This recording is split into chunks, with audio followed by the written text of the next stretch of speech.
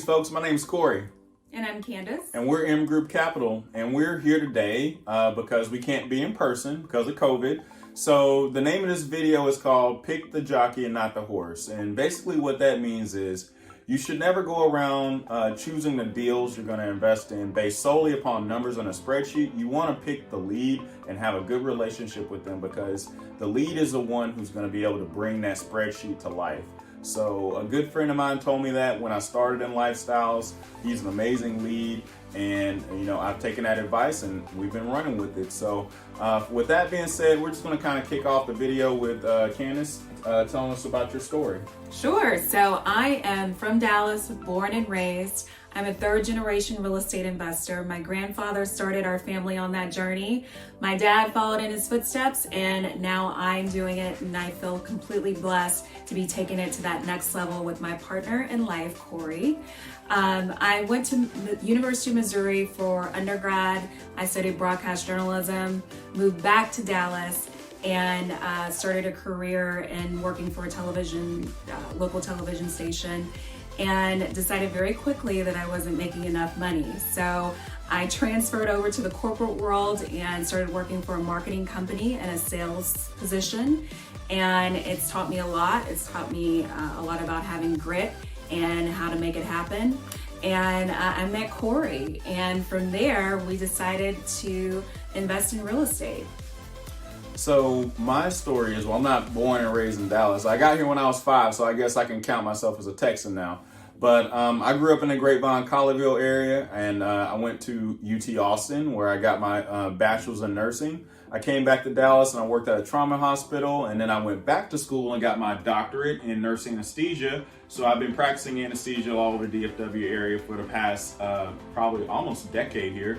From there, Candace has been with me through that entire time, and we got started in real estate. So that's a little bit of how our background got started. All right, with that being said, Candace, tell me a little bit about some of your hobbies. So I love to travel, especially with this guy. So right now we can't really do as much as we normally would. We can't hop on a plane and go to Europe or Africa or Asia or Bali. So what we do now is take short little trips when we can. We went to Lake Austin. We did glamping for the first time this year. We did skydiving. So we love adventure. Love getting outside in nature. I also love cooking. I love anything that's creative, like we're doing right now. Love marketing, transferring that into our properties to help us achieve our goals with increasing income, creating demand. What about you, Corey?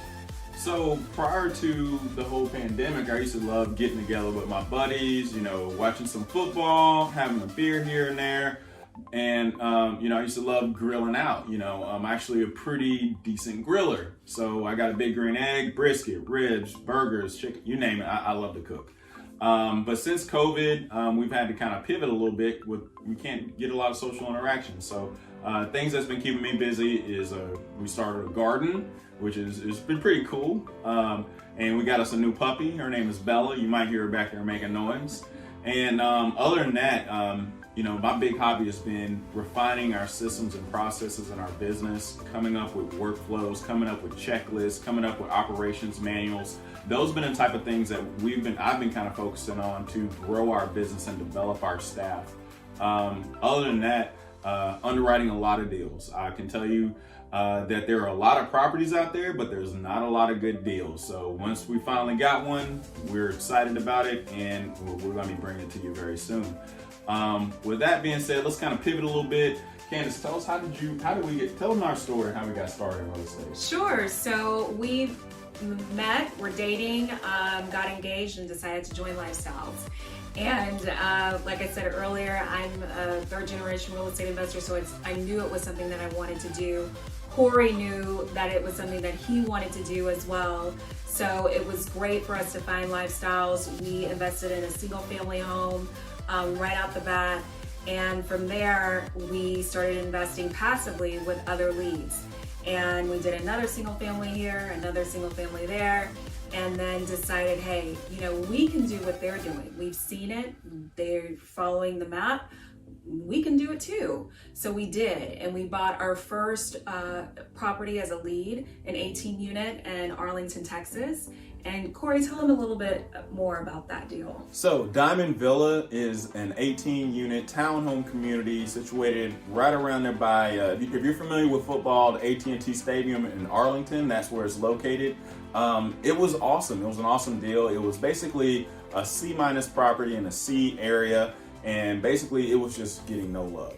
So we went in, we totally rebranded, we gave a huge facelift to the asset, we redid the landscaping, we went in and gutted the interiors, and really we took the rents from around $700 and some change to over $1,000, almost $1,100, and all within 1 year. And basically we hit our 3-year pro forma in the first year. So we ended up selling that deal in the first year and a half, 2 years. And we got our investors a great return. And then we pretty much rolled into our next deal. It's called Belmont Place, which is 102 units. It's situated also in Arlington, Texas. It was an awesome location, located on a busy intersection, lots of drive-by traffic, an elementary school right next door. We love this asset, and we basically went in. It was kind of a yield deal with some value add components. So we went in, and they had these huge floor plans. That there was a 2-bedroom that was over 1,500 square feet, and we devised a way to make a 2-bedroom into a 3. And guess what? That boosted the rent revenue for that. So that's just one of the ways. And then we went in and we added some washer and dryers, and we got more rent for that. So it was a lot of little value add ideas that we went and we took and we added to this deal, and it made it really pop. But there was still a problem, and I'll let Candace kind of elaborate on that. So Candace, tell us a little bit about how by us taking over management, we were able to make a difference. So one of the first things that we did was to focus on our team, and we made sure that we had dependable people that were working there every day. Before, we had managers coming in and out, so that was one of the first things that we focused on, because if you take care of your team, they're going to take care of your residents. Also, we put together systems and processes where we have checklists that make our days go a lot smoother and more efficient. And it also helps us to keep a better eye on the operations of the property when we're not physically there, to making sure things are getting done and that we're hitting our targets and our goals. So that's been huge for us. And also we focus on our residents with appreciation. That's always a given, to make sure that you're taking care of your residents, but especially during this climate where people are scared, people are losing their jobs, they're getting sick. It's really important to show that you care. And we've done that by doing social distancing resident events. And one of them being a social distancing pizza party, where we delivered made-to-order pizzas to each one of our residents. We've also done flower giveaways during Mother's Day. And one of our favorites was when we gave sweet potato pies for Thanksgiving. They're called patty pies. They're from Walmart. This is not an ad, but they're delicious. You should try them. And our residents absolutely love that. So when you personalize things and hand deliveries, that really makes a difference. And it's turned into high occupancy. We've averaged between 98-99% occupancy. Our collections have remained strong. Our renewal rates are way above 60% for this property. So it's showing that even through a very difficult and strained economic environment, that if you focus on the right things, that you can still be successful.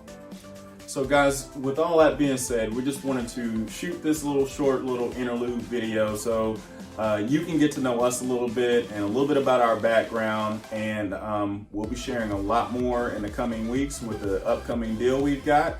We want to thank you for your time, and we'll see you guys around. Thanks, guys. Bye.